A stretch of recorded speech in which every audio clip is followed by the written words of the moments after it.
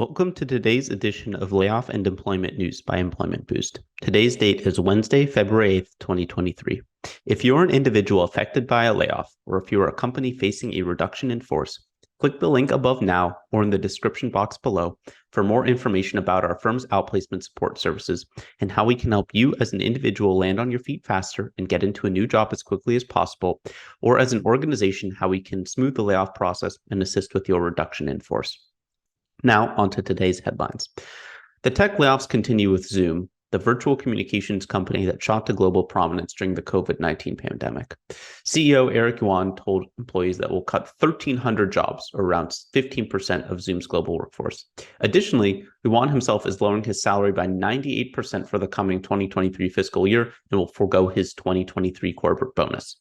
The rest of the executive leadership team is reducing base salary by 20% and forfeiting their bonuses as well.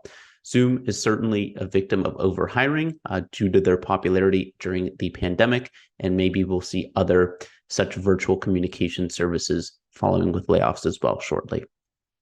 A couple days after Dell announced a massive round of layoffs, Secureworks, a cybersecurity firm that is majority owned by Dell, announced its own layoffs impacting more than 200 employees, or around 9% of their workforce. Finally, in non-tech industry news, Sumitomo Electric Wiring Systems, one of the world's leaders in automotive wiring harnesses and components manufacturing, is closing a manufacturing facility in El Paso, Texas, with more than 110 employees impacted as a result.